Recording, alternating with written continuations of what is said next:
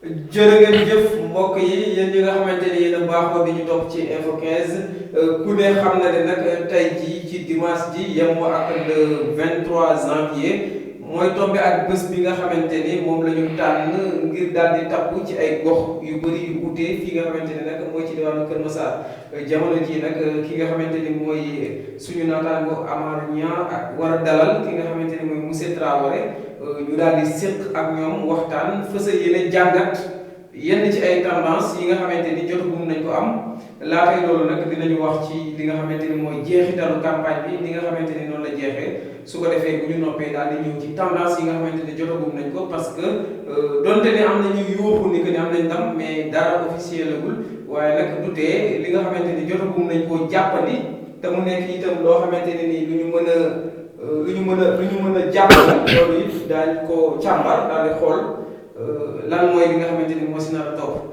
monsieur Niang ñu ngi leen nuyu ñu bàyyi la nga nuyoo ak Traoré daal di koy dalal yéen ñi nga xamante ni yéen a nekk ci plateau bi. asalaamaaleykum wa rahmatullah Cheikh ñu ngi lay fay di nuyu aussi mbokk internet yi nga xam si ñi ngi daan baaxoo di ñu topp ci chaîne info 15 muy waa diwaanu Kër Massar ak Sénégal ak diaspora bi yëpp. tey ñu am mbégte di dalal sunu xarit nekkul gan ci plateau bi ñu koy wax le professeur Ibrahima Traoré yàgg na fee ñëw bu ko defee tey ñu war ko dalal mu waxtaan ak ñun ci wàllu élection yi nga xam si campagne bi jaar na fi ba jàll tey nekkoon le 23 janvier nekkoon élection locale donc municipale et départementale ñu bàyyi ko mu nuyoo bu noppi ñu soog a dugg ci waxtaan wi Ibrahima Traoré asalaamaaleykum. voilà monsieur Niang dama lay nuyu di la sant nuyu sa naataango donc Cheikh Ndoye di am mbégte ci li ngeen ma dalalee ci seen chaîne info 15 comme ni nga ko waxee du ma fi gan donc vraiment mës ngeen ma fi dalal te bi ma fi ñëwee mbégte rek laa fi jëlee di profité di nuyu vraiment internautes yi nga xamante ne ñoo ñuy suivre ci diwaanu Kër Massar ak ni nga ko waxee ci Sénégal ak ci diaspora bi sur leur chaîne préférée muy info 15 donc jërëjëf. jërëjëf professeur Ibrahima Traoré campagne bi ñëw na ba jàll. am na 14 jours tey moo nekkoon bis bi nga xam si ci la ñu war a doon tànn nañ boo doon def bilan campagne dans la zone de Kër Massar dans le département de Kër Massar lan nga mën a wax askan ñu dégg ko ci bilan. waaw damay am mbégte vraiment di tontu ci question boobu maanaam campagne électorale boo xamante ne fukki fan ak ñeent. la durée mais balaa ngay wax campagne da ngay wax pré campagne. donc dinaa sawar di wax parce que dañ ma dénkoon cër maa ngi nuyu sama naataango bonno leader yi nga xamante ne ñoo ŋànk Benno Bokk Yaakaar Kër Massar Nord parce que cër bi xeebu ma ko mooy mbirum communication man lañ ko dénkoon. donc ci sama xalaat bu gàtt aussi ma bokk ak ñeneen maa ngi leen di nuyu di leen di sant ku mel ni monsieur Fallou Mbaye ku mel ni Mamadou Samb ñoom laa ko séqaloon donc vraiment seen liggéey rafet trop di aussi remercier suñu candidat bi nga xamante ne moom moo am confiance ci équipe boobu ànd ak ñoom di madame le ministre Aminata Assome Diatta pré campagne bi mun naa ko tënk ci benn baat mooy dialogue de Kër Massar dañu woowoon acteurs yëpp déglu leen parce que nasaraan dafa ne tout ce qui se fait sans moi se fait contre moi. tout à fait. maanaam lépp loo may defal te boolewu ma ci du ma ci yëg sama bopp. mu woowoon acteurs yëpp composante communauté Kër Massar yëpp muy artisans yi sportifs yi. communauté culturelle transporteurs yi ñëpp jeune bi. ku nekk mu déglu la. période pré-campagne tuddee ko le concept de dialogue de Kër Massar. mën nañu ko jàppee genre diagnostic quoi. voilà diagnostic voilà. loolu moo jur le programme municipal. tout à fait bu madame le ministre Aminata Assome Diatta. mu am 10 points prioritaires. en 100 jours am 60 actions majeures pour le quinquennat. loolu pré-campagne bi la. ñu dugg ci campagne bi vraiment ay concepts yoo xamante ne mun nañ ko résumer en quelques mots. muy nekk ay meeting dialogué. dañu xalaat ne que ñun tey jii askan bi ressources yu ñu am. vraiment ñun amuñu ressource boo xamante ne dañuy def ay meeting yu mag di yàq. tolluñ ci yàq. dañuy dajeeg askan bi ñu tuddee ko des meetings. des meetings dialogués maanaam. population yi ñooy doon journaliste yi moom la candidate Aminata Assome Diatta moom mu déglu leen ñu poser seeni préoccupation moom mu tontu leen ci. tout à fait meeting dialogue bu loolu weesoo mooy def nañu quelques caravanes pour dem fekk suñu militants yi ak suñu sympathisants yi ci seen gox déglu leen. xam lan mooy seeni mbëbët. pour que bu ñu toogee vraiment ci boppu mairie Kër Massar Nord ñu déglu leen mën a fajal seen soxla parce que docteur balaa mu lay faj foog mu déglu la. foog mu xam la. voilà bu loolu weesoo aussi def nañu quelques rencontres à travers les délégués de quartier. tous des de quartier. délégués de quartier dañuy ñëw am seen i mbëbët. ñoom ñoo xam am na sax charte bu ñu signé ak délégué de quartier yi. moom madame le ministre candidate Aminata Assome Diatta Benno Bokk Yaakaar Kër Massar moo signé contrat ak ñoom. ci seeni soxla. ñoom ñu téye contrat parce que boo diggee nit boo amee def boo amul def. da koy formaliser mais contrat bu dogee seen diggante. am nga obligation de résultat. tout à fait donc loolu ñoo ñànkoon suñu campagne ñun. électorale bu doon campagne boo xamante ne folklore lay doon. mais yi ma la liimal ni ñoo résumé suñu campagne électorale ñu déploré aussi ne fin bi ci cappaandaw bi ñu ñëwee dañu gis ay vagues de violence yu ñu dénoncé surtout foofu parce que bi ñu commencé ñëpp dañoo wote ci jàmm ak dal appel aux militants à la paix mais à la fin ñu gis ni amoon na quelques violences dans beaucoup de zones voilà violence yooyu dañ koy déploré di ñaanal sax suñu benn naataango bu tudd Déwle Ndiaye dañ ñëw këram sotti ci essence taal vraiment ñaar ci waa këram tey jii moment bi ñuy wax ak yéen ñu ngi tëdd hôpital ñu koy ñaawlu bi loolu amee sax ñun suñuy programme yi bari dañ ko annulé parce que nit mënoo nekk ci naqar tout à fait ba pare di def di continuer sa campagne donc dañuy déplorer vraiment ñu xam ne que élection yi démocratie sénégalaise moo ci gagné parce que ñun suñu concept politique ñaar la soit on gagne soit on apprend tout à fait en expérience on gagne en expérience on ne perd jamais tout à fait en politique parce que philosophie boobu la madame la candidate madame le ministre Aminata Assome Diatta sa philosophie de la politique mooy lan mooy on ne perd jamais en politique soit on gagne soit on apprend mais on perd pas donc vraiment ci tënk lii moo nekkoon vraiment résumé wu suñu campagne tout à fait donc en quelques mots bu ko defee campagne bi jeex na de façon globale dans toutes les 6 communes et dans le département tey nekkoon jogante yi tendance yi commencé nañoo génn donte sax c'est pas encore officiel mais bu doon def benn lecture de la situation de façon globale. waaw loolu ci mën a wax. donc pour jóge ci campagne bi ñëw ci jouru élection bi nga xamante ne mooy jour bu mag. comme ni ma ko waxee vraiment di remercier suñuy militants au-delà de nos militants di remercier le peuple sénégalais qui a fait preuve de maturité. tout à fait parce que quand même fin wu campagne bi wane woon nañu ay quelques signes de violence mais jour J bi je crois que le peuple sénégalais a fait preuve de maturité. nos militants et sympathisants de la commune de Kër Massar Nord ont fait preuve de maturité dañu génn en masse. dem voter ji. def seen tànneef delluwaat seen kër yi toog di xaar. tout à fait. mais bu loolu weesoo dañuy am benn satisfaction morale parce que suñu candidate madame le ministre Aminata Assome Diatta dafa am benn victoire morale bu mu am. en attendant que ñu officialiser victoire yi mooy fi nga xamante ne foofu la dëkk muy cité gendarmerie 2. fi nga xamante ne foofu la voté. en tout cas les tendances ont montré que véritablement dëkkandoom yi. vraiment am di jàmm yi parce que nit. vraiment je crois que booy bale si sa weewu tànk ngay commencé. donc victoire morale boobu ñun vraiment ñu ngi koy rafet. mais pour l'instant est-ce que mën nañ créer victoire parce que boo xoolee xaw na serré lool diggante mook le candidat de Askan Wi. voilà Sarr.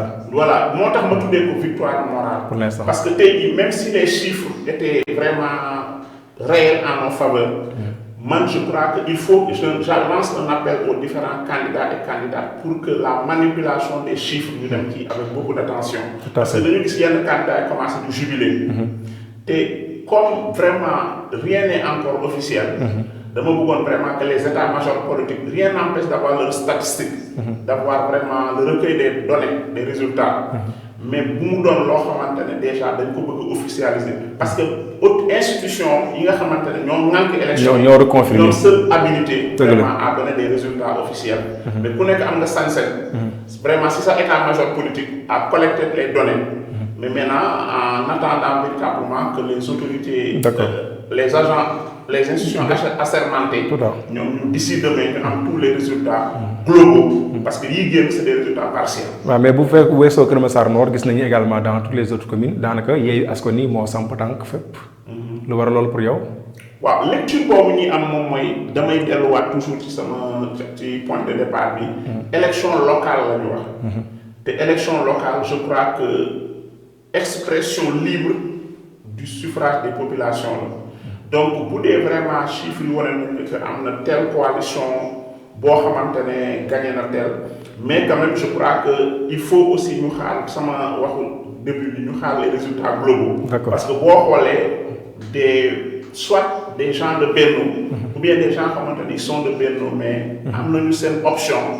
Parce que élection loolu élection libre expression la libre choix la aussi bien ci électeurs yi que ci candidats yi am na ñoo xamante ne aujourd'hui ils sont de la grande famille de la majorité présidentielle. Mais bu ñu xaar résultats globaux yi vraiment il y a certaines localités certaines communes certains départements yoo xamante ne soit c'est des candidats de Benno ou des candidats qui sont de la mouvance présidentielle yoo xamante ne vraiment ñoom ñoo pour le moment ñoo wane des signes de victoire mais comme rien n'est officiel nous vraiment on préfère être prudent pour le moment. mais fu ci bëri boo xoolee daanaka choix yi président defoon yëpp tànn ni diw mooy sama candidat boo xoolee dañ ko faa bàcc métti dañ ko xaw a gagné booy xool tendance loolu la génnee pour l'instant.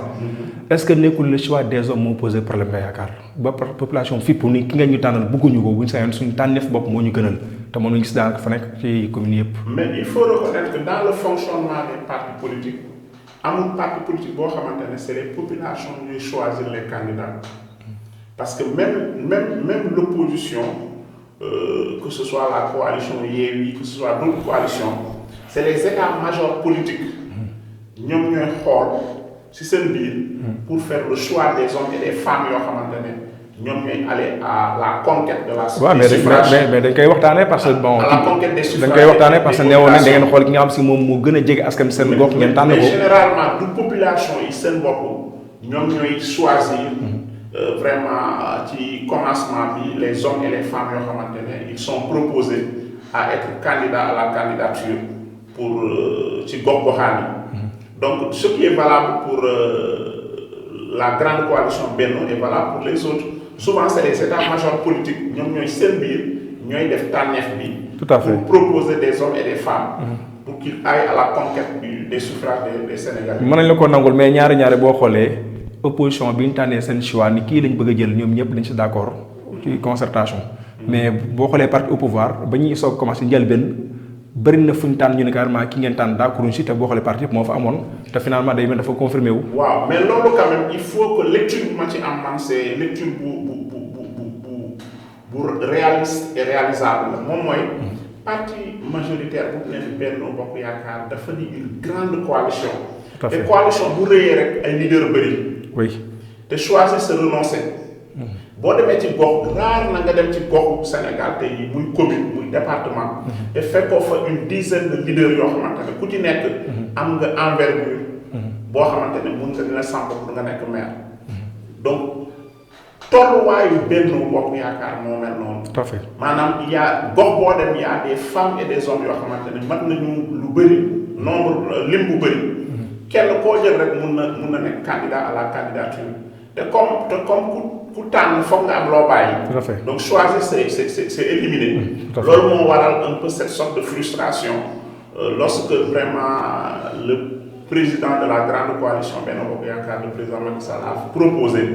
je crois que ça a suscité un peu loolu yëpp je crois que ça se comprend c'est l'ambition et l'envie des gens à servir leur terroir. loolu moo ko indi. ñenn ñi comme dañu amoon vraiment envie pour servir seen i gox. suscité na tuuti frustration. mais comme je le dis souvent entre amis en politique ambition du délit. ku nekk war nga mën a am ambition. vraiment aller à la conquête des suffrages. tout à fait ku wax élection locale aussi di nga tuddaale le conseil départemental. Kër Massar lu jiitu muy nekk département bëri na coow. ba finalement président génnee décret bi. def ko département. mu war a nekk département bu bees boo xam si presque dañ jàpp ni bu fekkee dafa tombé ci loxo Benno Bokk Yaakaar président la am yéen jàpp ci lool pour liggéey ko ndax mu nekk département bu bees war a soxla ay jumtuwaay yu bëree bëri tey nag ñu gis ni li tendance joxe opposition moom moo ko téel boppam ban conséquence la am ci sa analyse. waaw man analyse mooy wax moom mooy on est en politique te politique vraiment je crois que c'est la gestion au quotidien des préoccupations des populations. tout à fait. te bu élection amee le 23 janvier bu ñu xëyee altine bi ku nekk da nga war a xëy liggéey. normalement maanaam élection mun na am un jour. mais on ne peut pas nous installer dans une campagne électorale permanente. quels que soient les hommes et les femmes qui seront proposés pour présider aux destinées de nos terroirs, je crois qu'ils ne seront plus des élus d'un parti. Ils seront des élus simplement pour un terroir. Et nous avons un devoir de collaboration avec le pouvoir central. C'est ma lecture populaire. Donc, que le nouveau département de Keur Massar, nous, en tout cas, on s'est battu pour ça, on se bat encore pour ça, jusqu'à ce que les résultats soient officiels. Notre ambition, c'est de diriger le nouveau département de Keur Massar pour vraiment en faire un département développé, prospère, et où il y aura suffisamment de ressources pour que les populations puissent vraiment être dans de bonnes conditions. Mais quel que soit le choix des populations, il faut que nous comprenions que nous ne pouvons pas d'où sa parti, d'où sa coalition, d'où ses sympathisants ou ses militants nous servir. Après les élections, tu deviens l'élu pour tout le terroir et tu as une obligation de collaboration avec l'État central pour développer sa gox. Mais ñaari lecture boobu la ñu am. mais xam nga ñaari opposition dañuy ragal ni ñoom mu jëlee pouvoir souvent état daf leen di xeex gis nañ ko ci maire Dakar ak Khalifa Sall. ba tax na sax bu ñu nee Barthélémy Dias jël na maire bi ñu bëri nañu jàpp ne dañu koy bloqué. département Keur Massar même chose bu fekkee Yewwi Askan moom moo ko jël bu fekkee tendance lañu génne moom moo confirmé. est-ce que ñu ragal ni xëy na maanaam ay blocage yoo xam si état mën na ko njatt pour bañ mu réussir ba tax muy plombé ci di yàq sa enveloppe département bi quoi en quelque sorte. waaw mooy je crois que li ma wax laay dellu di wax rek parce que waxaat bu bëri wax peut-être leeral wax la. dama gëm na que au Sénégal c'est pas la parce que boo gisee ma lay wax non boo gisee ma lay wax du ñuy gagné en tant que tel parce que souvent ñoom dañuy gagné ba noppi mais parfois nekk opposition tax na parfois njiit dina njat bañ nga génn sax pour mën a am defe ñu ne voilà opposition moo ko moo tax mënut a dem souvent dañu ko fii gis. c'est pas la première fois que benn commune wala benn département. ñu gis koo xamante ne nekkul ci nguur gi maanaam opposition la nekk di koy diriger. donc je crois que ci mandat yi jeex ni am na ay maire wala ay président de conseil départemental yu bëri yoo xamante ne nekkuñu avec la mouvance présidentielle. tout à fait te teewul ne vraiment dañu eggali seen mandat liggéey seen liggéey te bépp collaboration bi nga xamante ne war nañ ko am ak le pouvoir central am nañ ko. bu dee ay fonds d'aide la ay fonds d'appui yu ñu war a am dañ koy am parce que finalement je crois que il faut pas voir simplement que diw wala diw moo nekk à la tête d'une commune ou d'un département. tout à fait. en fin de compte li nga xamante ne moo am solo mooy population yi fay yeewoo. góor jigéen ndaw ak mag yi fay yeewoo. je crois que ñooñu ñoo koy am solo. tout à fait. vraiment aujourd'hui je crois que on ne doit pas avoir des maires politiciens. On doit avoir des maires managers. Tout à fait. Des managers, moi, vraiment, ce qui intéresse, c'est l'obligation de résultats. Pour coloration politique. Mais mon li koy soxal moy obligation de résultat. Mais gis nañu parfois liste parallèle yi am na conséquence négative ci vote Benno Bokk Yaakaar ndax parfois nga dégg benn localité ñu ne écart de voix bi say ay 100 voix la te ñoom nga xam ñoo bokkoon benn Benno bu ñu tere woon seen voix yëpp dañuy double opposition mais finalement lii moo mujj am te au départ signal dañ ko lancé woon. waaw man je crois que damay ànd ak yow ci loolu mais démocratie moo tëddee noonu parce que boo xoolee élection yi passé lecture remarque bi ñu ci am mooy la multiplicité des candidatures. Tout à fait. Aussi bien du camp présidentiel que de l'opposition. Mais je crois que camp présidentiel yi am na terroir yoo xamante ne je crois que arrangé wu leen trop. Mais démocratie moo tëddee noonu. À la limite, je crois que candidature multiple, ça a été un couteau à double tranchant. Avantage là parce que ça permet la libre expression, vraiment, la liberté d'expression des gens, la liberté d'engagement politique des gens. Quel ambition n'est que candidat, quel doit la côté. Mais ben point négatif du moment, une fragmentation des voix. Comme les corps. Division des voix, c'est ça. Voilà, une fragmentation des voix. Parce que nous ne pouvons pas je crois que Mbolo est pour le parti au pouvoir, mais dans certains coins, peut-être ça peut profiter à l'opposition. Tout à fait. Les élections, il y a une tendance à confirmer au niveau de par exemple. Il y a une perspective de dégager par rapport aux prochaines élections en vue, même législatives ou le présidentiel même d'ailleurs. Waaw am na lecteur observateur politique yi naan élection locale yi mooy premier tour présidentiel yi di ñëw dañ leen koy nangul parce que une élection un leader politique du jékki-jékki rek feeñ maanaam il faut nga am un parcours politique.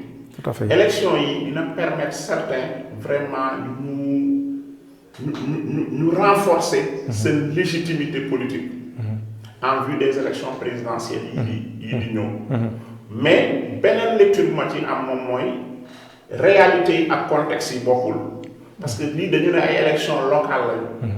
Alors que l'élection présidentielle c'est à une envergure nationale. Donc on peut être un leader local confirmé. Tout à fait. Sans avoir une envergure nationale. Tout à fait. Waaw mais dinañ nangul certains leaders que lii mun na nekk vraiment un test. Grandeur nature. bu leen di permettre ñoom ñu natt seen doole. bu ñu nattee seen doole dinañ mën a defaru balaa élection présidentielle yi di ñëw. Mais ça dépend man lecture boobu laa. Ça dépend am na ñu naan liste benn bokk yaakaar bu ñu ko sanctionné président la ñu bëgg a sanctionné de la même manière bu ñu ne également Yewwi gagné na. derrière Yewwi dañu gis ni Sonko moo fa nekk wala waa PUR wala les autres membres de la coalition ba tax nañu jàppale ko pour mu mën a gagné. waaw mais dañ leen koy nangul parce que comme ni ñu ko waxee xalaat moom xalaat puso bu réer la rek ku nekk mën na ko for. Tout à fait. Mais man je crois que damay répété waat encore li ma waxoon bu ñu jaawalee élection locale ak élection présidentielle. Parce que élection locale nit mun na am un leadership local maanaam nit mun na nekk borom mbooloo fi mu dëkk. nit mun na am cofeel nit mun na am capacité defar terroiram. Tout à fait. mun na nekk leader local confirmé sans pour autant mu am une envergure nationale. Tout à fait. waaw parce que ñaari contexte yi wute la. Donc quant à penser que vraiment le fait que la victoire des uns ou la défaite des autres. pour man mënul envisager. d'une victoire future pour les présidentielles. parce que ñaari contexte yi wute la. loolu sa xalaatu bopp la waaye nit ñi waxuñu loolu. boo doon jox conseil le président de la République Macky Sall par rapport élection yi ñu demee nii bu sañoon tey localité yëpp ay mbërëm ñoo koy gagné. mais la réalité est autre boo ko doon jox conseil en tant que futur candidat peut-être. en 2024 ban lecture nga koy jox situation pour mën defaraat boppam. waaw moi je crois que monsieur Amath Niang da nga ma jox cër bu mag parce que en me demandant de conseiller le président de la République pour ma modeste personne mais man quand même dama bëggoon ñu taxaw ci benn point. c'est-à-dire que les choix du président de la République. du choix yi fu nekk la lajjee. parce que quand même il faut que ñu xool que Sénégal c'est de 550 communes. Voilà, ouais. c'est presque 500 et quelques, oui. 550. Donc, vraiment, il faut que nous ayons le résultat pour qu'on puisse juger du choix du président. Parce que du fait que le choix, il y a des choix qui sont là. Première remarque que je deuxième remarque que je crois que on dit souvent que le président de la République, il est le citoyen le plus informé. Mais il n'est pas infaillible. Wow. Maintenant, aujourd'hui, choix yi mu posé c'est des choix éclairés. ku ci nekk en tant que leader politique xam na yaay kan xam na loo sa daywaay. xam na looy peese. maintenant bu defee ay proposition yi am foo xamante ne gañ na am na foo xamante ne lajj na. dañ koy dugal ci contexte nit la. te nit matul. mais bu ñu xaaree vraiment les résultats globaux. dinañ xam ne que c'est pas tous les choix du président. en tout cas département Kër Massar loolu moo fi gën a bëri parce que boo xoolee yëmbal sur bu dee tendance dafa confirmé wu. Amadou Hott la ñu fa jëloon boo demee yëmbal nord Daouda Ndiaye la ñu confirmé on l'a battu. boo ñemee Jaxaay Maodo Malick Mbengue c'est la même situation. boo ñemee également fii à Kër Massar Maodo Malick Mbengue daanaka président fi mu choisir fépp daanaka dañu ko fa laaj daanaka. pour le département de Kër Massar. oui. voilà mais man quand on est. non ñu ngi ci département bi instant. Voilà. Mais quand on élargit au niveau national, je crois qu'on verra que c'est pas il y a beaucoup de choix qui sont des choix pertinents. Maintenant, je crois que Kër Massar c'est un nouveau département. te xam nga lu bees. moo mel noonu. je crois que il faut que vraiment que ñu dawal au moins benn mandat. pour voir est-ce que le leadership des uns et des autres sera confirmé ou infirmé. parce que luy doog a door la. Donc vraiment, moi je crois que le cas de Kër Massar, il faut analyser de manière particulière. Tout à fait. Parce que Kër Massar, en tant que département, des élus départementaux, un conseil départemental, nous devons en faire. donc bu ñu dawalee benn mandat on verra est-ce que le leadership des uns sera confirmé ou infirmé. waaw mais comme ñi fi nekkoon c'est des anciens Yeumbeul Nord ki fa nekkoon moo nekkoon maire APR yaa ngi 2014 la woon. boo demee également Yeumbeul Sud ka fa nekkoon maire opposition moo rempli waat bu fekkee dafa confirmé wu. Kër Massar bii Moustapha Mbengue moo fi nekkoon aussi. Maodo Malick Mbengue Adiakha également moo dirigé woon liste bi en 2014 kon nekk ñu bees. non bu may wax ci conseil départemental bi laa wax quoi. d'accord nouveauté bi foofu laay waxee. ok waaw daan nañ gis ni xaalis daan na am solo lool ci gagner élection. daan dem ci population jënd ay mbubb jox leen xaalis jàpp ni yaa leen moom.